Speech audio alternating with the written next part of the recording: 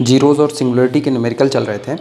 जो last numerical था उसमें हमें सिंगुलरिटी का नेचर बताना था point z is equal to -2 पर, और जहाँ पर हम लास्ट इक्वेशन की बात कर रहे हैं जो लास्ट में प्रॉब्लम करवाए हुए थे, जहाँ हमारा फंक्शन था f of z is equal to z-3 into sine 1/z+2। इसके लिए चर्चा हुई थी कि z इज इक्वल टू -2 पर सिंगुलरिटी का नेचर क्या होगा। इसके आगे अब न्यूमेरिकल बढ़ा रहे हैं।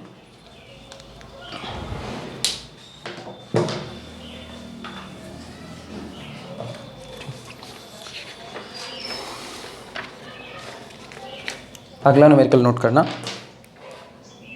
प्रॉब्लम है what kind of singularities what kind of singularities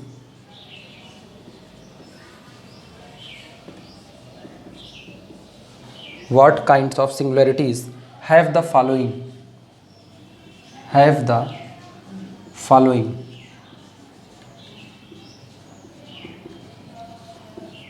नीचे कुछ फंक्शन दिए गए हैं और कह रहे हैं कि ये फंक्शन किस टाइप की सिंगुलरिटी रखेंगे, आप उस सिंगुलरिटी का टाइप बताइए। जो सबसे पहला फंक्शन दिया गया है वो हमें दिया गया है 1/sin z minus cos z, ठीक। और यहाँ पर जिस पॉइंट पर हमें सिंगुलरिटी का नेचर बताना है वो पॉइंट है at z is equal to π/4, पहला। दूसरा जो हमें फंक्शन दिया गया है, दूसरा फंक्शन हमें दिया गया है e⁻z अपॉन z²+4, ठीक। तीसरा जो हमें फंक्शन दिया गया है, तीसरा फंक्शन है 1 - e⁻z अपॉन 1 + e⁻z, और यहाँ नेचर बताना है at z is equal to infinity पर सिंगुलरिटी का टाइप बताना है कि z is equal to infinity इस दिए गए फंक्शन के लिए किस टाइप की सिंगुलरिटी का काम करेगा। और जो चौथा लास्ट दिया गया है, चौथा है z कोसेक z, और नेचर बताना है at z is equal to infinity पर, ठीक। What kind of singularities have the following, ये चार फंक्शन दिए गए हैं और पूछा जा रहा है ये चारों फंक्शन किस टाइप की सिंगुलरिटी रखते हैं, ठीक। पॉइंट दिए गए हैं, पहले की सिंगुलरिटी पूछा π/4 पर किस टाइप की होगी, दूसरे वाले में कोई पॉइंट नहीं दिया है, इसमें हमको केवल अपने हिसाब से सोच करके काम करना है। इस पर पूछा है z is equal to infinity पर किस टाइप की सिंगुलरिटी होगी, और यहाँ भी z is equal to infinity पर किस टाइप की सिंगुलरिटी होगी। शुरुआत करते हैं सॉल्विंग की।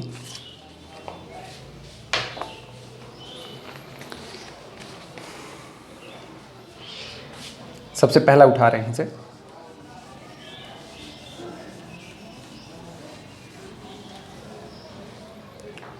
नोट कर लो इससे पहले तुम लोग।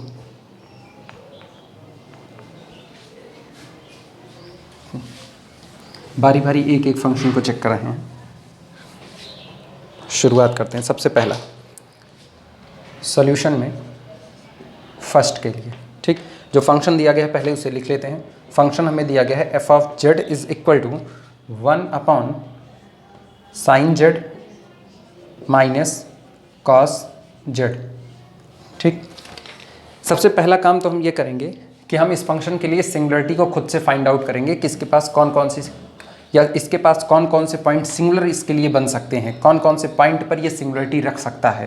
पहले हम उन पॉइंट को निकालेंगे। हमें पता है अगर फंक्शन fz को 1/दिस फॉर्म में लिखा गया है तो fz के लिए जो सिंगुलरिटी मिलेगी, ठीक, वो sin z minus cos z is equal to 0 पर मिलेगी। मतलब जब ये 0 होगा, जब ये वाला फंक्शन नीचे जो लिखा है sin z minus cos z ये 0 होगा, हर उस पॉइंट पर जिस पर ये 0 होगा उस पॉइंट को हम f ऑफ z के लिए सिंगुलर कहा जाए, उसको सिंगुलरिटीज कहा जाएगा या सिंगुलर पॉइंट कहा जाएगा। शुरुआत करते हैं, लिखते हैं poles of f of z, ठीक, गिवन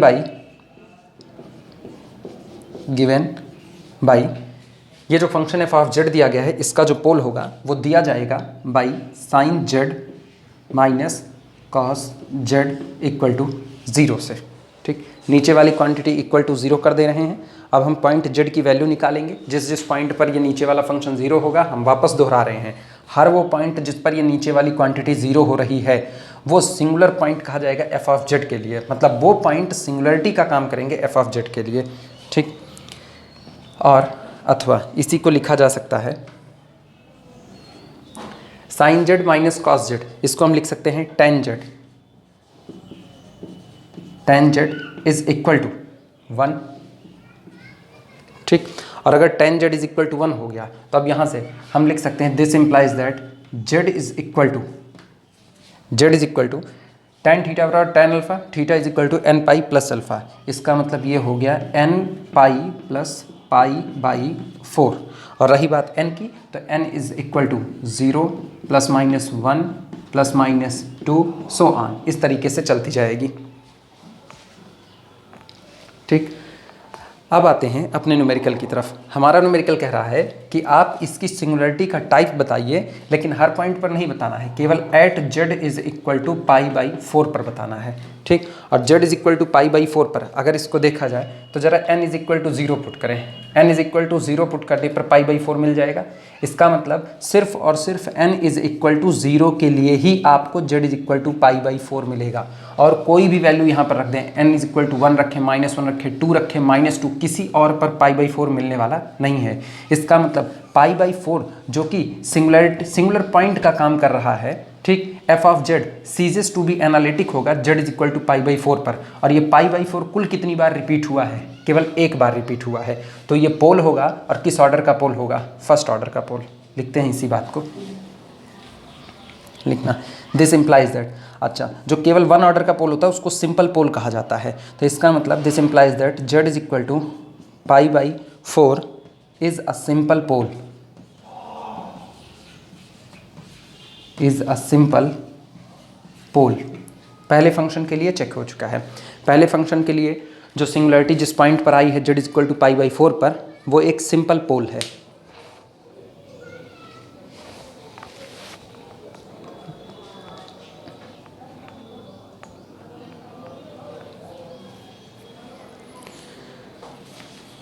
दूसरा फंक्शन खा रहे हैं जो सेकंड दिया गया है,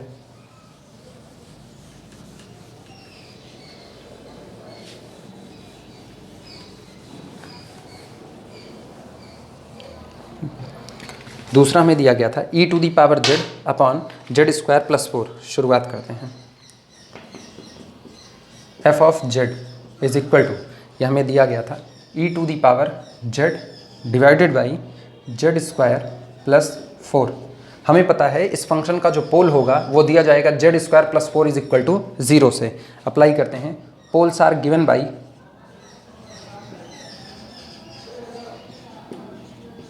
poles are given by z square plus 4 is equal to 0।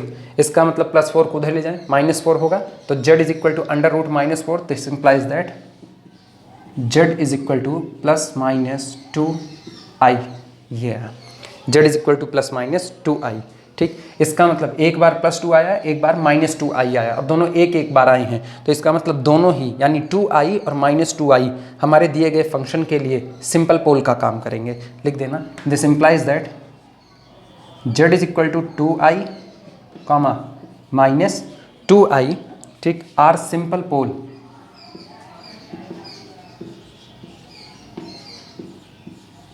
Are simple pole. ये सॉल्व हो गया। हर बार हम एक ही काम करेंगे, जिस वक्त हम पोल पता कर रहे होंगे नीचे वाली क्वांटिटी को उठा करके बराबर कर देंगे 0 पर, और 0 करते z is equal to 2i एक बार मिल रहा है, -2i एक ही बार मिल रहा है, यानी दोनों ही पोल हैं, ये दोनों पॉइंट पोल हैं, और ऐसे केस में ये एक एक बार का रिपीटेशन लिए हुए हैं, इसलिए इनको सिंपल पोल कहा जाएगा।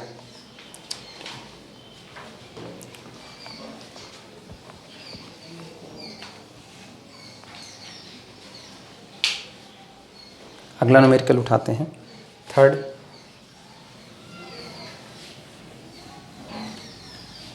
ठीक, तीसरा जो हमें दिया गया है वो हमारे पास था, थर्ड था f of z is equal to 1 minus e to the power z upon 1 plus e to the power z, ये रहा, ठीक। और इसे हमें चेक करना है at z is equal to infinity पर, शुरुआत करते हैं, काम मेरा वही रहेगा, poles are given by 1 plus e to the power z equal to 0 से लिखना। Poles are given by 1 plus e to the power z is equal to 0। ठीक, इसका मतलब हमको मिल चुका है, this implies that e to the power z is equal to -1। और अगर बीएससी फर्स्ट ईयर ट्रिग्नोमेट्री यहाँ भी जब कॉम्प्लेक्स की शुरुआत हुई थी तब इसके बारे में बोला गया था, हम इस -1 को लिख सकते हैं इसे, this is equal to can be written as E to the power pi I, E to the power pi I, क्योंकि E to the power I theta हम याद दिला रहे हैं, E to the power I theta जो होता है ये लिखा जाता है cos theta plus iota I sine theta, ये लिख सकते हैं। अब जरा इस थीटा की जगह पर पाई रखा जाए, तो जिस दिन थीटा की जगह पाई होगा ये हो जाएगा कॉस पाई और इस जगह साइन पाई। हमें पता है साइन एन पाई कितना होता है 0, तो इसकी वैल्यू तो हो गई 0। और जिनको इसमें दिक्कत हो वो जान ले, पहली बात तो कॉस पाई -1 होता है, लेकिन फिर भी भूल भुलक्कड़ में अगर चले गए तो cos pi by 2 plus pi by 2 यानी cos 90 plus theta, cos 90 plus theta that is equal to minus sine theta, यानी माइनस साइन पाई बाई 2 और माइनस साइन पाई बाई 2 होता है -1। तो इसका मतलब -1 को लिख सकते हैं E to the power pi आई। फिर देखना, अब फिर हम इसको जनरल और ज़्यादा जनरलाइज कर रहे हैं और इसी को फिर हम लिख सकते हैं, यानी this implies that e to the power z is equal to, इसको और जनरल टर्म पर अगर लिखा जाए तो इसको लिखा जा सकता है E to the power 2n pi plus pi और बाहर आई। ठीक, क्योंकि ये 2n पाई, ये 2 पाई का पीरियोडिक फंक्शन है, हर बार 2 पाई पर अपने आप को रिपीट कर रहा है, तो 2n पाई प्लस पाई आई। अच्छा, यहाँ से पाई को कॉमन भी किया जा सकता है, तो अगर पाई को कॉमन भी कर लेते तो हमको मिलता this implies that e to the power z is equal to e to the power 2n plus 1, ठीक, पाई और बाहर रह गया आई। रही बात n की वैल्यू, n की वैल्यू वही रहेगी 0 प्लस -1 प्लस -2 लिख सकते हैं, n is equal to 0 plus -1 plus -2 so on, इस तरीके से चलते हुए। ठीक, अगर हम यहाँ पर कंपैरिजन अप्लाई करें तो हमको z की वैल्यू मिल चुकी है कि z इज इक्वल टू कितना होगा।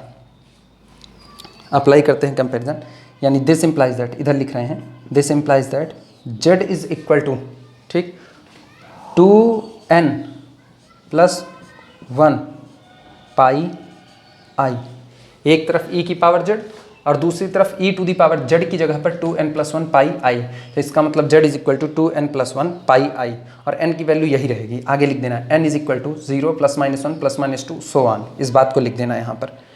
ठीक, लेकिन हमें इस पॉइंट पर नहीं पता करना, हमें पता करना है z is equal to infinity पर।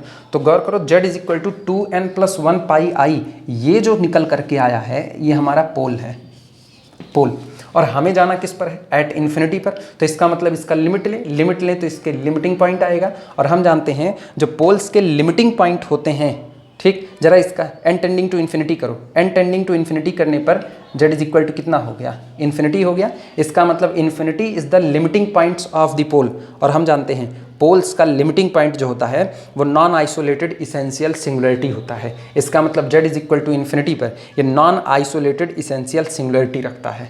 लिखते हैं इसी बात को, लिखना ऑब्वियसली, स्पष्टता,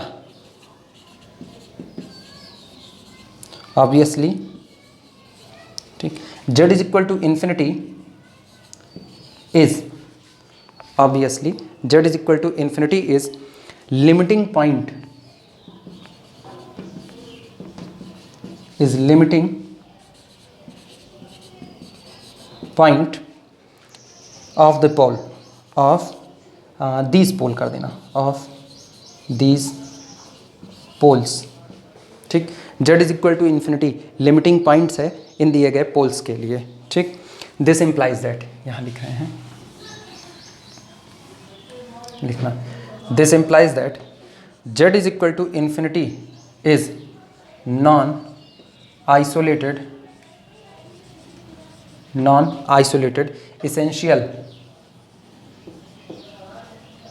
इसेंशियल सिंगुलैरिटी, ये मिल गया। तो जो फंक्शन दिया गया था वो z is equal to infinity, उसके लिए एक नॉन आइसोलेटेड इसेंशियल सिंगुलरिटी है।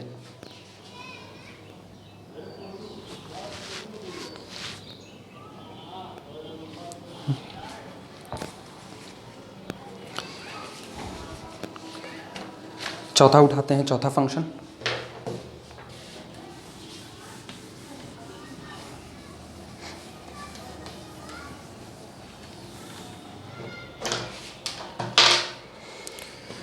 चौथा फंक्शन हमें दिया गया था fourth, f of z is equal to z cosec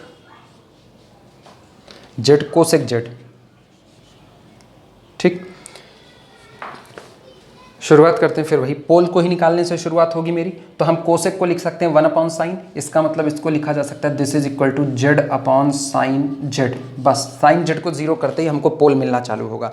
याद रखना, हमें इसका behaviour z is equal to infinity पर पूछ रहा है कि z is equal to infinity इसके लिए किस टाइप की सिंगुलरिटी होगी। लिखना poles are given by,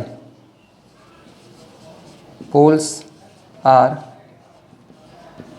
given by sine z equal to 0, और हमें पता है साइन z 0 होता है n पाई पर। इसका मतलब this implies that z is equal to n pi, और n vary from 0 plus minus 1 plus minus 2 so on, इस तरीके से n है।